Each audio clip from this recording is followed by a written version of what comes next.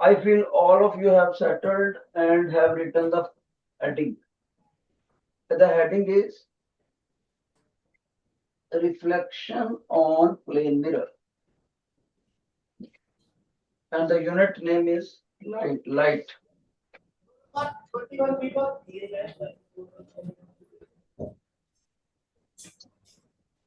Okay, beta. This session will be interactive session, and wherever you that you are able to reply, please raise your hand and try to make the session interactive. Very right. Your attention. I am going to start. Except 10th D, all students are settled. 10th D, please switch on your mic. Okay.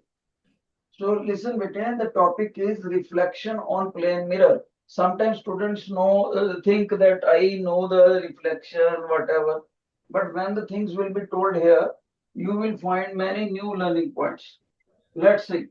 And it will be quite interactive session because students think that they know this article. Look here, first of all, I have a plane mirror. I have a plane mirror. In our day-to-day language, we call it aina. Okay? So it is placed horizontally such that this side is polished. The lower side is polished.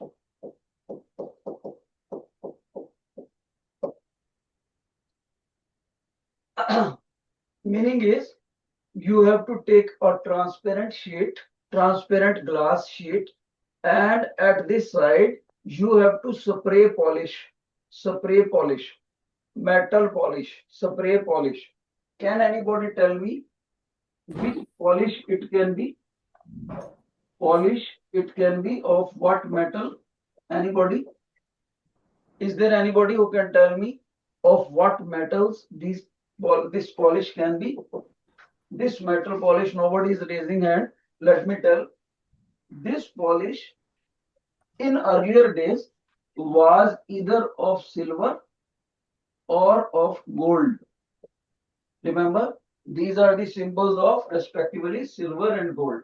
But nowadays, these expensive metals have been replaced by the economical metals. And nowadays, we spray either the nickel metal or the chromium metal.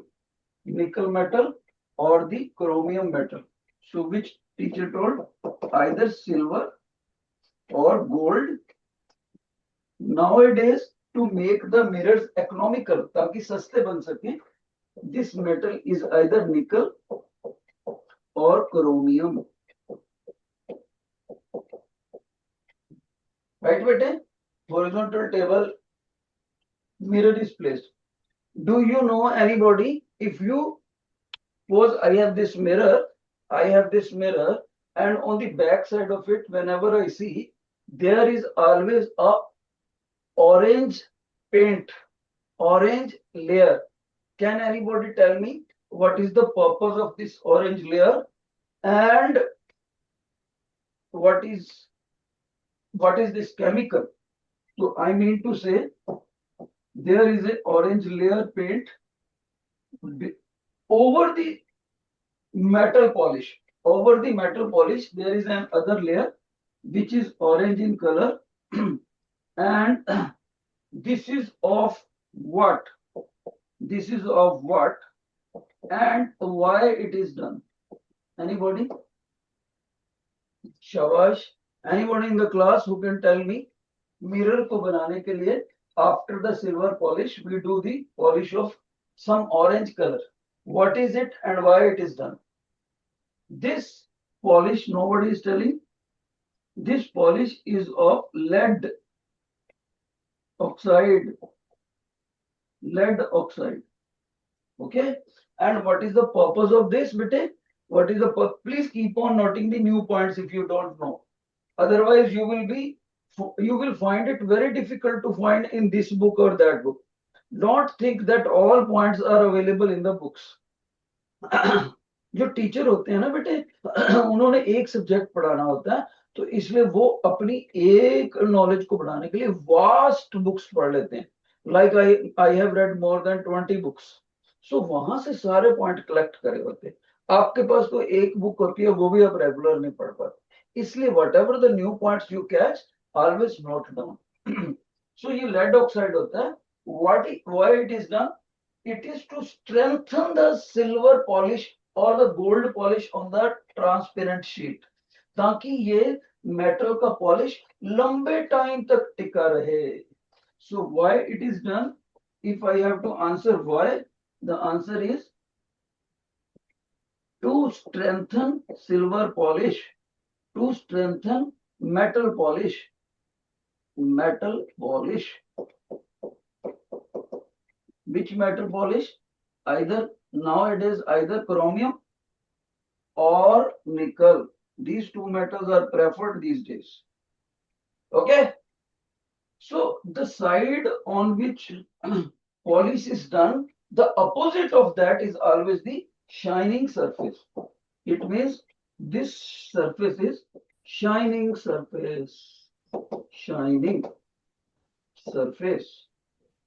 Okay, now from the source of light, let's say this is the source of light. From the source of light, got it? Please listen carefully. A ray of light is sent. If ray of light is sent in the straight line, can anybody tell me the property of this ray of light to travel in the straight line is known as what? Propagation of light. Very good, very good. This time you replied. This is called incident ray, and it travels in the straight line at its own. And student has very clearly told, shabash bache, rectilinear propagation. Propagation. Rectilinear means straight line. Propagation means advancement. आगे बढ़ना. So where it is falling, this is called point P. Do you know the terminology of point P? What is this point P is called as? Anybody? Point P is called as what? बेटे देखो, अगर आपको terminology नहीं पता होगी तो आपको numerical नहीं होंगे पेपर से, क्योंकि उसका स्टेटमेंट ही नहीं समझ आएगा. इस point P worldwide given a common name called point of incidence. Point of incidence. Shabash. Is there anybody in the class who can tell me what is this angle mentioned by the white color? What is this angle mentioned by the teacher in white color? 1, 2, 3, 4, 5 sections. Nobody telling? Bete, the angle made by the incident ray with the plane mirror is represented by G, and G is called anybody? Angle of glass. Write down. Angle of glass. You can also call it glancing angle. Glancing angle. Now, at this point, I am drawing a line, pink color. Sorry, I am drawing a pink color line which is perpendicular to the green line. It means I am drawing this dotted pink line which is perpendicular to the horizontally placed mirror. This is called normal because it is making 90-degree angle with it, right? NL stands for normal. IR stands for incident ray. These are the abbreviations. Incident ray. Shabash. Now, can anybody tell me what is this angle which is mentioned by the teacher in the red color? Red color angle is known as Incidence. yes. Now you are right. This Angle is of incidence. angle of incidence. बहुत अच्छे. I stands for angle of incidence. Shabash. Some knowledge you have. Now you see this yellow ray of light which is incident in a straight line on the point of incidence P gets reflected from the mirror and goes to this side in a straight line. It is called RR. Can anybody tell me the full form of RR? Shabash. Reflected ray. Very nice. Reflected ray. Reflected ray बहुत अच्छे. अभी tough चीजें आएंगी फिर मैं आपसे पूछता हूँ. Reflected ray and it means you also know that this angle is mentioned in the green color is called angle of reflection. Everybody knows angle of reflection. बहुत अच्छे.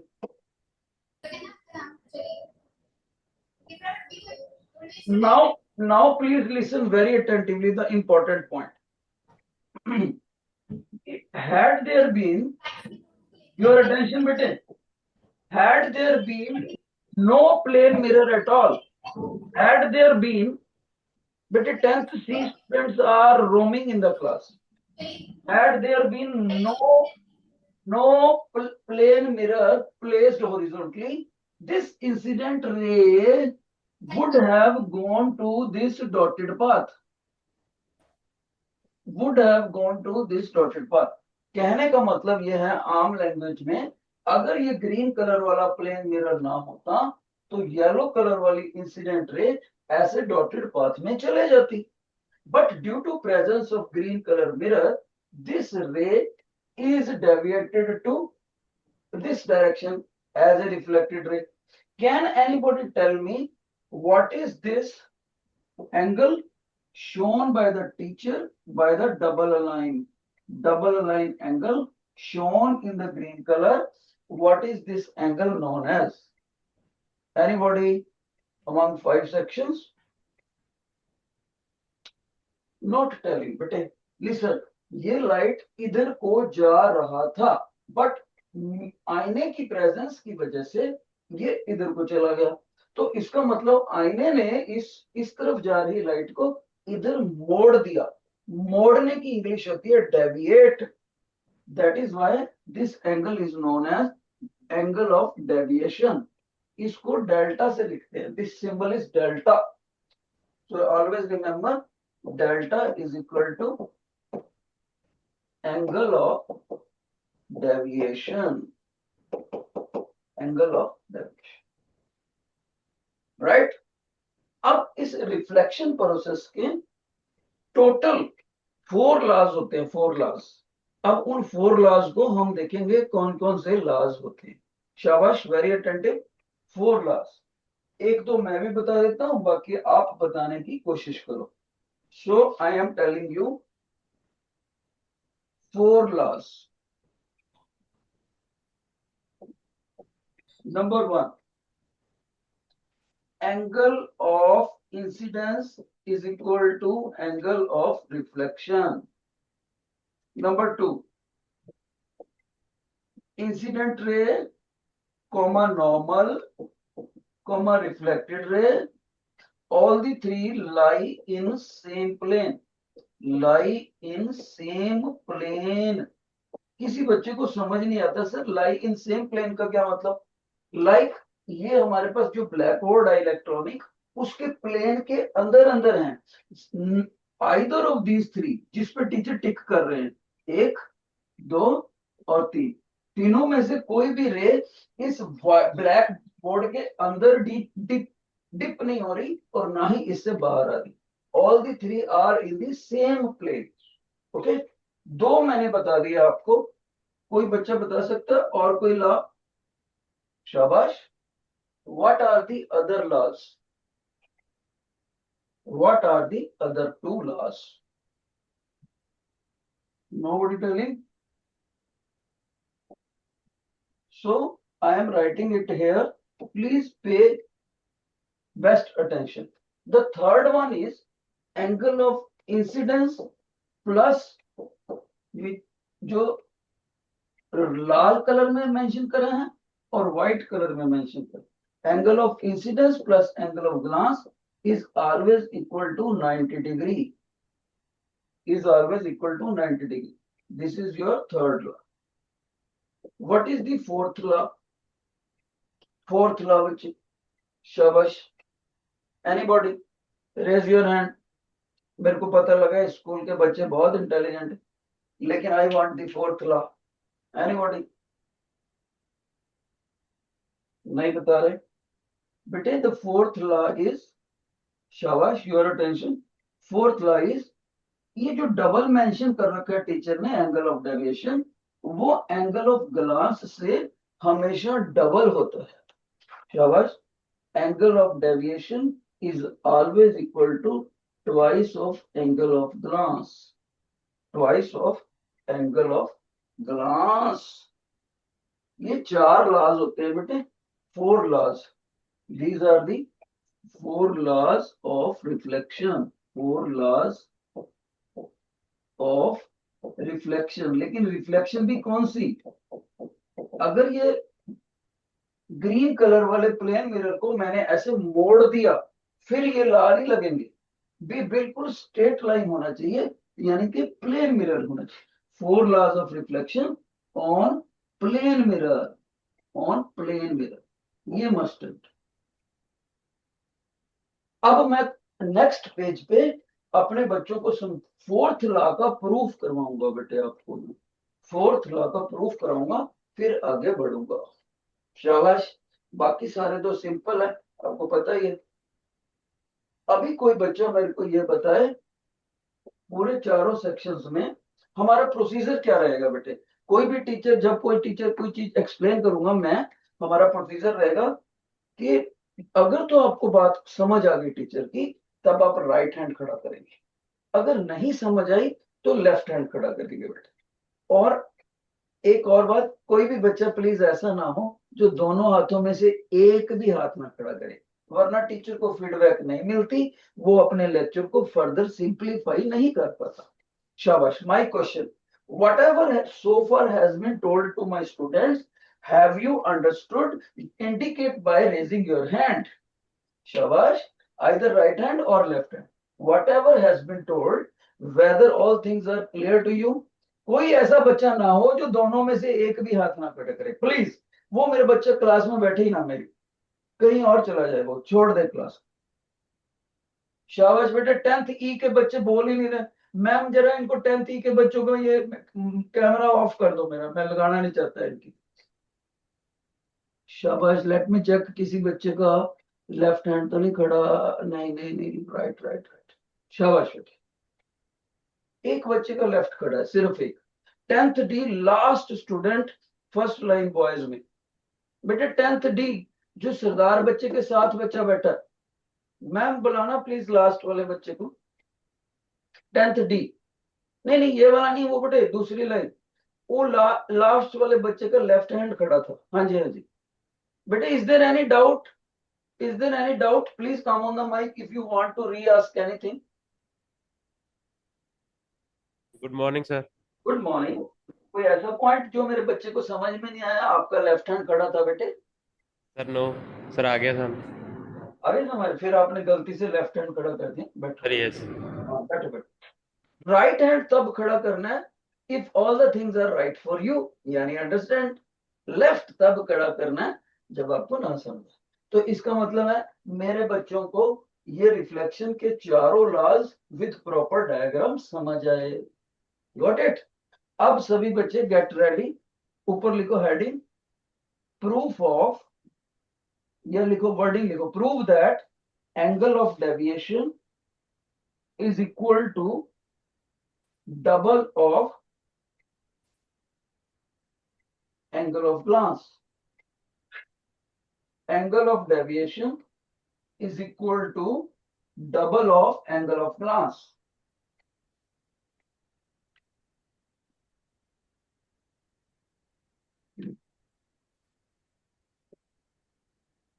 शाबाश बेटे.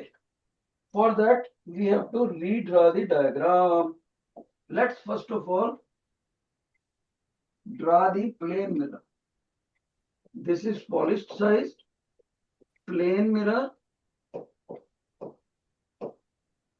and this is your polished side, polished, metal polished, and other one, the upper one is always the shining side.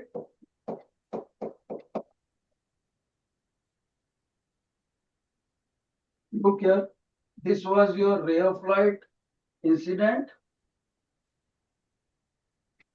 Had there been no mirror, this incident ray would have gone to this side in the dotted path.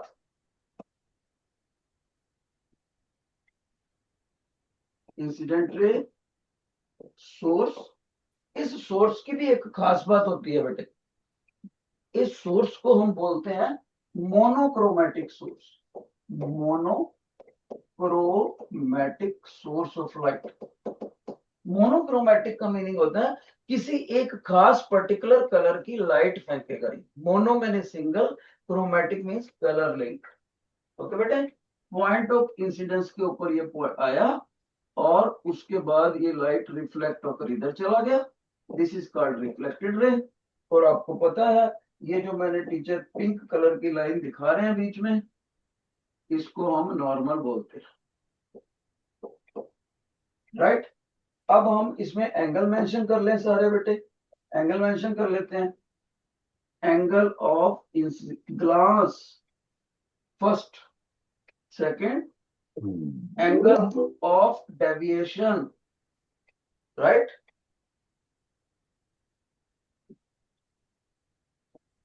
International embarrassment he embarrassment. मेरे पाकिस्तानियों आज दो ऐसी चीजें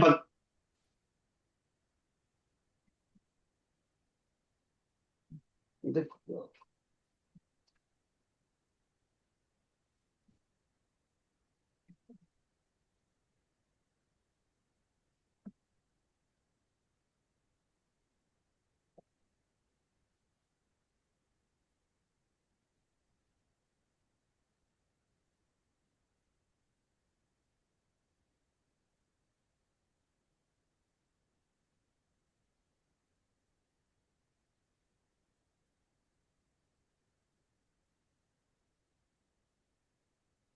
okay बेटे, please be attentive.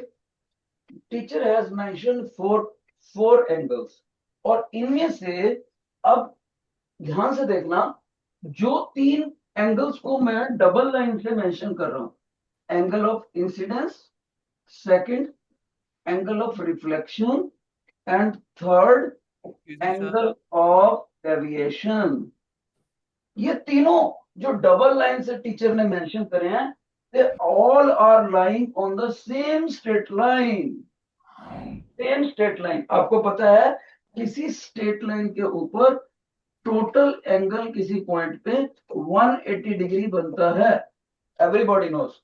इसका मतलब angle of incidence when added to angle of reflection further added to angle of deviation, all the three will give the sum total of 180 degree. ठीक है, तो इन तीनों को क्या बोलते हैं? इन तीनों को लीनियर पेयर नहीं बोलेंगे, इनको बोलेंगे लीनियर ट्रिपलेट। शाबाश, लीनियर ट्रिपलेट, क्योंकि तीन एंगल है बच्चे।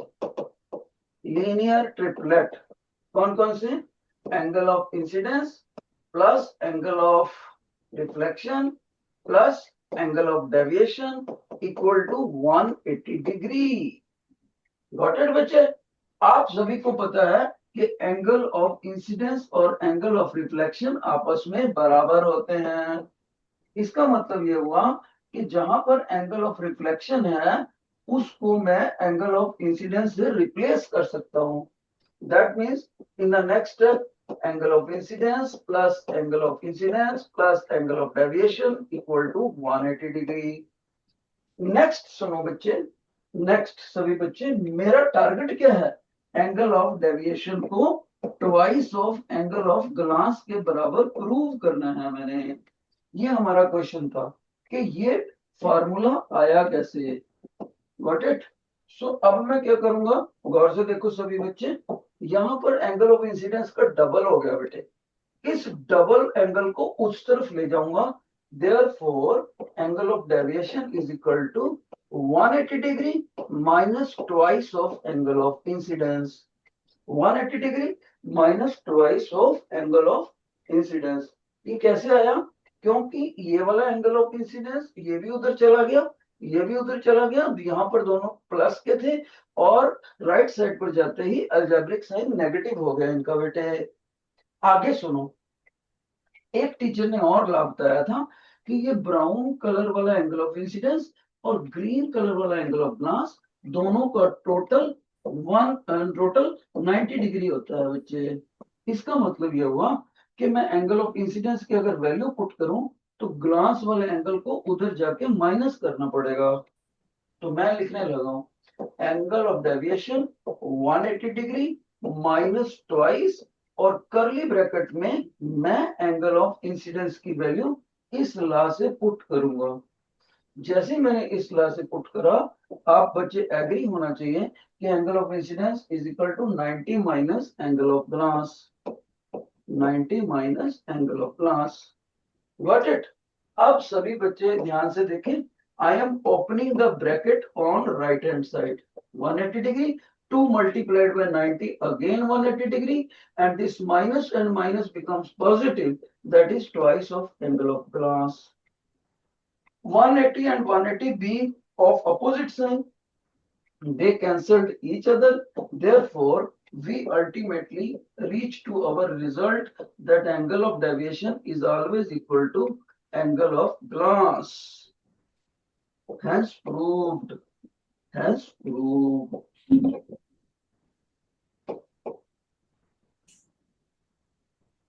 शाबाश, एक बार फिर से देखो, क्योंकि टीचर ने अभी आपसे पूछना है कि आपको ये समझ आ गया या नहीं।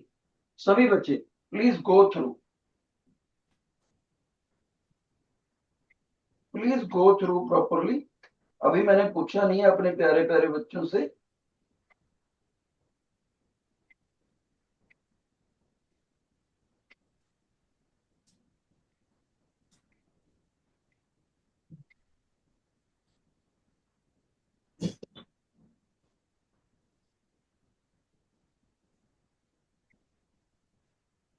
Yes, now it is my question to my students. Have you understood the proof of fourth law of reflection, that angle of deviation is equal to twice of angle of glance? Have you understood? Please raise right hand or left hand. Please raise right hand or left hand.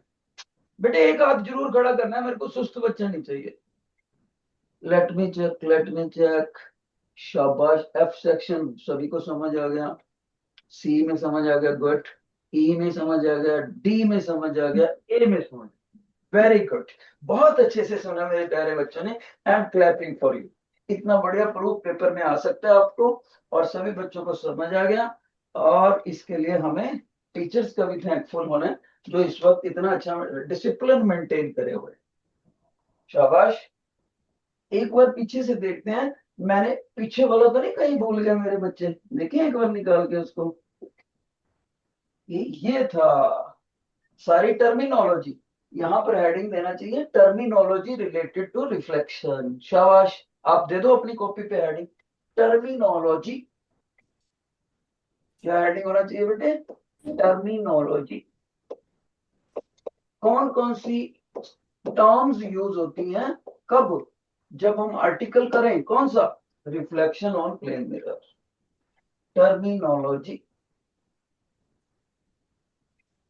फिर उसके बाद हमने ये पढ़ा, पर सारे बच्चों को समझ आ गया कि कैसे टीचर ने इसको प्रूफ करने के लिए इसका फायदा लिया, इसका फायदा लिया, और लीनियर ट्रिपलेट का फायदा लिया।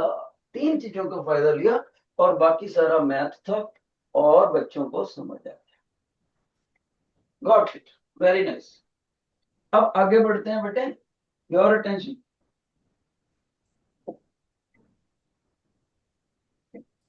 रिफ्लेक्शन के ऊपर और क्या हमने देखना है? कोई बच्चा ऐसा है जो मेरे को ये बताए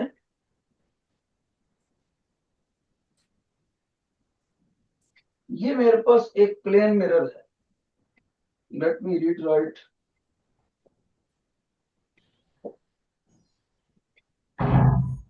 this is your plane mirror. Got it.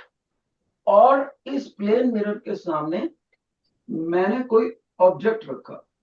आप अब खुद को इमेजिन कर लो कि you are standing in front of the full mirror and you are just checking your dress up before coming to the school. Okay. और आपने अपना कौन सा हैंड ऊपर उठा रखा है? Left hand. Okay. So this is serving as object. बेटे अब इसका प्लेन मिरर में इमेज बनेगा. आपको पता है ये बनेगा, जरूर बनेगा इमेज. तो मैं इसका इमेज बना देता हूं.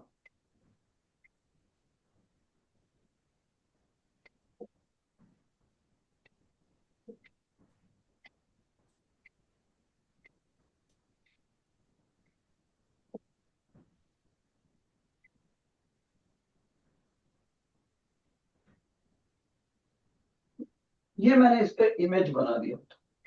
Remember, this is object, this is image. तो हम क्या पढ़ने लगे हैं? हम ये पढ़ने लगे हैं एक इमेज के जो कि एक प्लेन मिरर में बना हुआ है, उसके क्या क्या फीचर्स हो सकते हैं. यानी कि properties of reflection in a plane mirror. शाबाश. Image characteristics.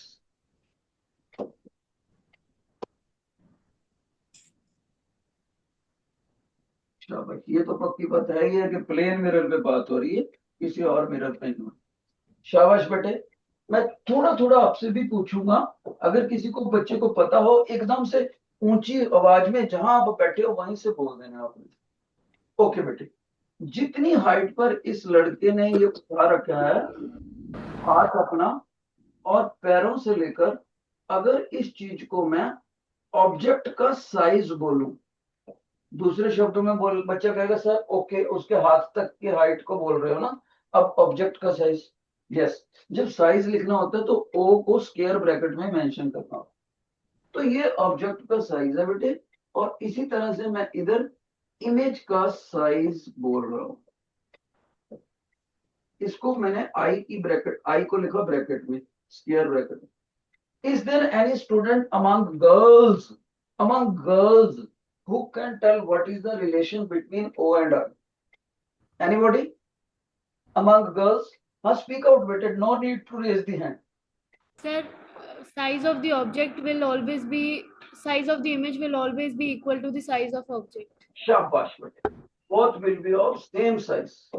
Okay, हम लैंग्वेज नहीं लिखेंगे लंबी चौड़ी, सभी को पता है. Now my question is for the boys. For the boys बेटे. अगर इस लड़के का डिस्टेंस मिरर से u लिखूं मैं और इसके इमेज का डिस्टेंस मिरर से v लिखूं. शाबाश. U is equal to V. Very good. So boys also have told that u and v are equal. और अगर हम बेटे लैंग्वेज लिखने पे आए तो हम यहां पर लिखेंगे image and object are equally sized.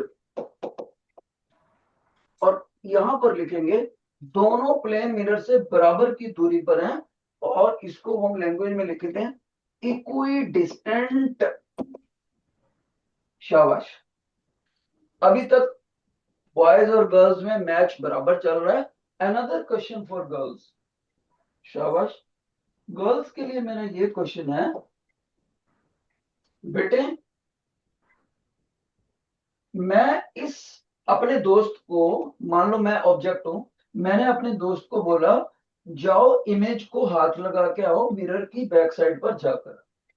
और मेरा दोस्त कहता है वहां तो कुछ है ही नहीं, हाथ किसको लगाऊं. Remember what I say. I am standing here as an object and I am viewing my image in the plane mirror, I send to my friend, go back at the mirror and touch my image. And my friend comes back, there is nothing whom I can touch. इस चीज से हमें क्या पता लगता है? Image क्या है? शाबाश, साइंस की टर्मिनोलॉजी में हम उसको क्या बोलेंगे girls? The virtual image. Virtual image. जिस इमेज को हम टच नहीं कर सकते उसको वर्चुअल इमेज बोलते हैं, लेकिन वो दिखता हो. अगर वो टच कर पाता रियलिटी में तो रियल इमेज बोलते. शाबाश, गर्ल्स सक्सेसफुल हुई कि इमेज जो है इज वर्चुअल. और एक बात और अपने आप ही मैं लिख देता हूं, देखो इस लड़के का हेड ऊपर है ऑब्जेक्ट में, और इमेज में भी हेड ऊपर ही है, और पैर नीचे है तो इसके भी पैर नीचे है. यानी जिस पोस्चर में ऑब्जेक्ट है उसी पोस्चर में इमेज है. इसका मतलब है इसको बोलते हैं इरेक्ट इमेज. तो ये मैंने लिख दिया. अब मैं बॉयज के ऊपर क्वेश्चन देखते हैं. बॉयज, अभी गर्ल्स लीड कर रही हैं, देखते हैं बॉयज अपना आंसर दे पाते हैं कि नहीं. ध्यान से सुनना बेटे. इस फिगर में ये जो ऑब्जेक्ट है इसने अपना लेफ्ट हैंड रेज करा हुआ है. लेफ्ट हैंड रेज्ड, जबकि इमेज में इमेज ने राइट हैंड रेज्ड कर रखा है. Laterally inverted. Literally inverted. Inverted. और राइट हैंड इधर पॉकेट में है, उसका लेफ्ट हैंड. बिल्कुल सही. तो बॉयज भी कामयाब हुए. बच्चे ने, अभी टीचर ने पूछा ही नहीं, उन्होंने टेक्निकल वर्ड बोल दिया. सर ये लेटरल इन्वर्जन कहलाती है. लेफ्ट का राइट दिखता है, राइट का लेफ्ट दिखता है. शाबाश. तो बॉयज अभी तक कामयाब हुए. अभी मैच ड्रा चल रहा है. लेटरल इन्वर्जन, बहुत अच्छे. लेफ्ट का राइट मान जाना और राइट का लेफ्ट मान जाना. Lateral inversion. Got it. Now the question is for girls. Girls, बेटे एक बात बताना, ये जो आपने एक टर्म पढ़ी हुई है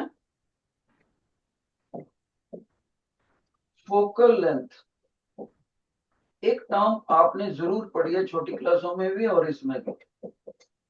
फोकल लेंथ जो होती है वो प्लेन मिरर की कितनी होती है?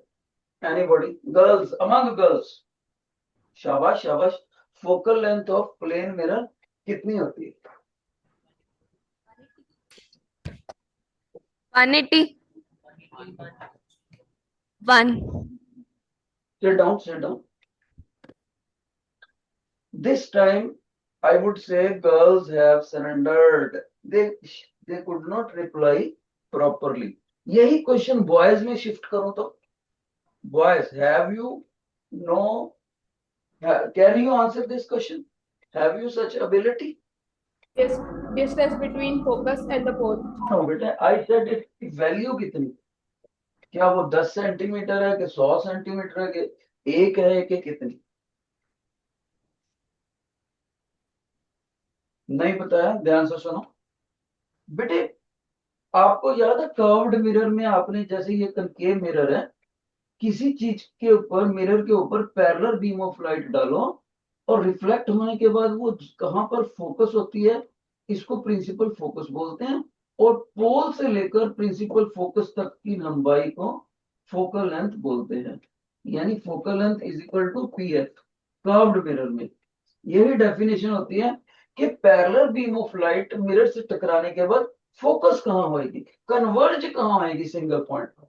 पर हमें तो पता है प्लेन मिरर के ऊपर अगर हम पैरेलल बीम ऑफ लाइट डालें तो पैरेलल ही वापस आ जाती है. अब थोड़े बड़े बच्चे हो, छोटे बच्चों को मैं यहाँ करके भी दिखाता हूँ क्लास में. यहाँ एक मिरर रखता हूँ, मिरर के ऊपर यहाँ टॉर्च से लाइट फेंकता हूँ, टॉर्च से लाइट फेंक के प्लेन मिरर के सीधी वापस चले जाती है. यानी वो लाइट पैरेलल बीम होएगी तो कहीं मिलेगी ही नहीं. जब वो मिलेगी नहीं, दूसरे शब्दों में हम उसको बोलते हैं this reflected rays of light will converge at infinity. Infinity पे जाके मिलेंगे. तो always remember focal length of plane mirror is infinity. शाबाश. इस क्वेश्चन को गर्ल्स ने आंसर नहीं दिया. अब बॉयज और शिफ्टिंग के बाद बॉयज ने भी नहीं दिया। अब बॉयज का ओरिजिनल क्वेश्चन, बॉयज का ओरिजिनल क्वेश्चन, शाबाश बेटे, फिर उसको देखते हैं पास होता है कि नहीं गर्ल्स पे। हमारे पास एक फार्मूला आता है, 1 upon focal length, 1 upon object distance, 1 upon image का डिस्टेंस, इसको एफ, और हम इसको मिरर फार्मूला बोल देते हैं। ये वाला फार्मूला क्या, ध्यान से सुनना, ये वाला फार्मूला क्या प्लेन मिरर के ऊपर लागू होता है या नहीं होता? Boys, boys, is it true और रॉन्ग? True. बॉयज कह रहे हैं सर ये ट्रू है, शाबाश, ये प्लेन मिरर के ऊपर भी लागू होता है। एक स्टूडेंट मेरे से पूछते हैं सर कैसे लागू होता है, हमने तो बुक्स में देखा नहीं, तो मैं उसको प्रूफ दिखाता हूं, ध्यान से सुन। अगर मैं 1/f is equal to 1/u plus 1/v लिखूं और फोकल लेंथ की जो वैल्यू है प्लेन मिरर के लिए वो लिख दूं, बच्चे कहेगा सर आपको इन्फिनिटी लिखना पड़ेगा। लो लिख लेते हैं, 1/infinity is equal to 1/u plus 1/v। उसके बाद anything divided by infinity is equal to 0 होता है। जैसे एनीथिंग डिवाइडेड बाय 0, देखो ऐसे आपने जरूर सुना होगा मैथ में, anything except 0 divided by 0 is equal to infinity. तो इसको इधर ले जाओ, इसको इधर ले जाओ, anything divided by infinity is equal to 0, तो ये 0 आ गया, 1/u is plus 1/v, got it. तो उसके बाद बच्चे u को इधर ले जाओ, जैसे इधर ले गए 1/u with negative sign is equal to 1/v, तो रेसिप्रोकल लो, minus u is equal to v। तो मैग्नीट्यूड वाइज ये दोनों बराबर आ गए। यही तो प्रूफ है, इस चीज का प्रूफ पूछते हैं पेपर में। How can you say that object and image are equidistant? अगर उसका पेपर में प्रूफ पूछ ले, how can you say that, what is the proof, तो हमने जज कर लिया। एक बच्चा बोलता है सर वेट वेट वेट, आपने देखा, आप यहां तो आप कह रहे हो u is equal to v, तो मैं मैग्नीट्यूड लगाना चाहिए मेरे को, क्योंकि असली में आंसर क्या है, minus u is equal to b. तो माइनस क्यों आया वो भी सुन लो ध्यान से बेटे। जो भी डिस्टेंस मापने होते हैं ना, जो भी डिस्टेंस मापने होते हैं वो मिरर से मापने होते हैं, मिरर से। तो मिरर से मापने के लिए, यू को मापने के लिए, ऑब्जेक्ट को मापने के लिए मेरे को इधर को आना पड़ेगा, राइट। ऑब्जेक्ट को, यू को मापने के लिए मेरे को इधर को आना पड़ेगा, और v को मापने के लिए मेरे को उधर को जाना पड़ेगा, गॉट इट।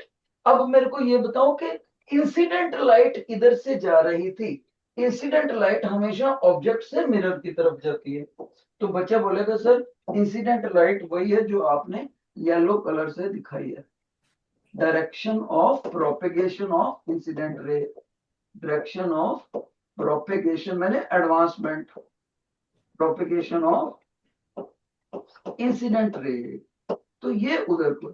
अब गौर से देखो बेटे, u को मापने के लिए मेरे को इंसिडेंट डायरेक्शन से अपोजिट जाना पड़ता है। एक बच्चे कहते हैं सर ऐसे भी तो माप सकते हो ऑब्जेक्ट से मिरर की तरफ। नो नो नो, इंटरनेशनल जो रूल बन गए हैं उनको फॉलो करना पड़ता है।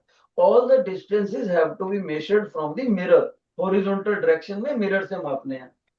तो मिरर से मापने के लिए हमें यू इंसिडेंट डायरेक्शन के अपोजिट आना पड़ा। येलो वाला एरो ये वाले व्हाइट एरो से जिसको डबल मेंशन करें उसके अपोजिट है, अपोजिट होने की वजह से u को हम नेगेटिव बोलेंगे, that is why u is negative, और टीचर ने नेगेटिव लगाया। और देखो v जो है, v बेटे, v को मापने के लिए मिरर से उधर जाना चाहिए, यानी कि ये टिक वाला व्हाइट एरो और खुद yellow arrow, direction of propagation of incident रे, ये दोनों सेम डायरेक्शन में होंगे। जब सेम डायरेक्शन में होंगे तो आपको यहाँ पर, इसीलिए टीचर को v को पॉजिटिव लेना पड़ेगा, इसीलिए टीचर ने यहाँ पर पॉजिटिव लगाया। जिस अलजेब्रिक साइन कोई ना लगा हो तो वो पॉजिटिव ही होता है। यानी अगले शब्दों में आप ऐसे कह सकते, गॉट इट।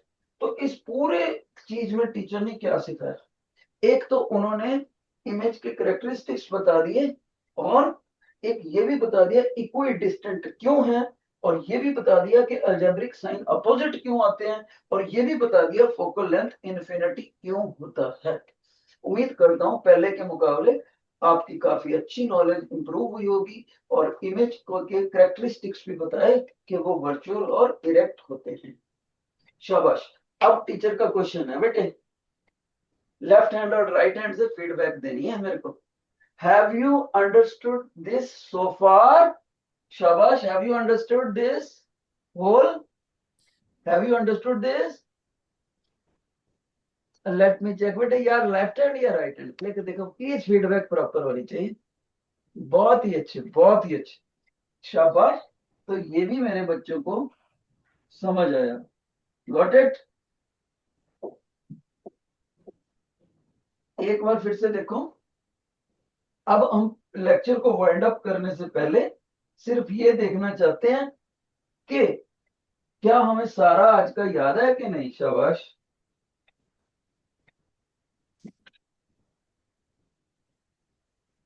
देखो देखो बेटे, ये सारा ओवरव्यू, उसके बाद मैं लेक्चर को वाइंड अप करने लगा, उसके बाद हम चले,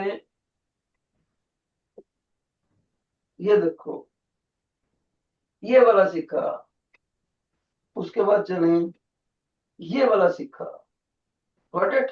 अब पीरियड के आखिर में बेटे मैं आपको एक छोटा सा क्वेश्चन डाल रहा हूं, जो आप कल करके आओगे, और फिर टीचर आपको उसका करवाएंगे डिटेल में। एक छोटा सा क्वेश्चन देखो बेटे, अगर ये एक प्लेन मिरर है, और यहां पर मैं इस लड़के को खड़ा दिया, और यहां पर क्लॉक लगा है, और उसमें सारे डॉट से बने हुए हैं निशान, 12, 1, 2, 3, 4, 5, 6, 7, 8, 9, 10, 12, चलो जो भी है 12 है ये, ठीक है। अब आपको क्या बताना है, ये लड़का जब एक्चुअल क्लॉक को देखता है, ये प्लेन मिरर है, एक्चुअल क्लॉक को देखता है तो टाइम होता है बेटे 7:52 PM, जब इधर को देखता है।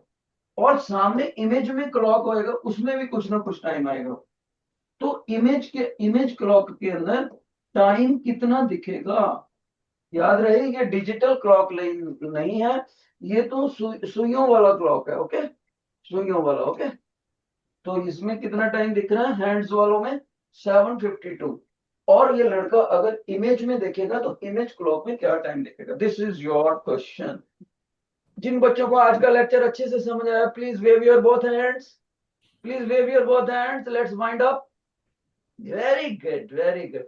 Thanks to the teacher for maintaining so good discipline.